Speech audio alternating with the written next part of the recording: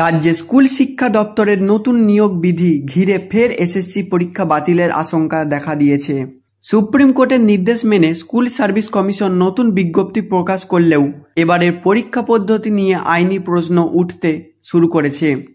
আইনজীবী বিকাশ রঞ্জন ভট্টাচার্য স্পষ্ট জানিয়েছেন, 2016 সালের নিয়মে না হলে পরীক্ষা বাতিল হবেই। অন্যদিকে বিজেপি রাজ্য সভাপতি সুকান্ত মজুমদার অভিযোগ করেছেন, সরকার ইচ্ছাকৃতভাবে জটিলতা তৈরি করছে যাতে অযোগ্যদের চাকরি পাইয়ে দেওয়া যায়। এই পরিস্থিতিতে নতুন নিয়োগ বিধি ঘিরে শিক্ষক এবং রাজনৈতিক মহলে তীব্র অসন্তোষ দেখা দিয়েছে। নতুন 2025 সালের নিয়োগ বিধিতে একাধিক উল্লেখযোগ্য পরিবর্তন আনা হয়েছে।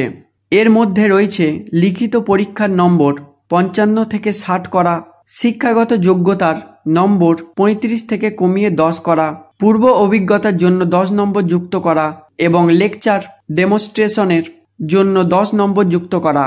এই পরিবর্তনগুলোই বিতর্কের মূল কারণ। বিকাশ রঞ্জন ভট্টাচার্য মনে করেন, 2016 সালের নিয়মের বাইরে গেলেই পরীক্ষা বাতিল হওয়ার সম্ভাবনা প্রবল। সুকান্ত মজুমদার আরও কটাক্ষ করে বলেছেন যে সরকার যোগ্যদের চাকরি দিতে চায় না এবং ডেমনস্ট্রেশন ও মৌখিক পরীক্ষার নম্বর বাড়িয়ে অযোগ্যদের সুযোগ দেওয়ার চেষ্টা চলছে।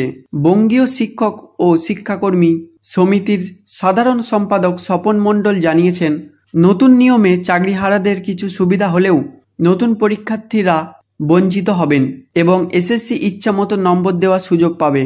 এর ফলে আবারও মামলা হলে নিয়োগ প্রক্রিয়া আটকে যেতে পারে।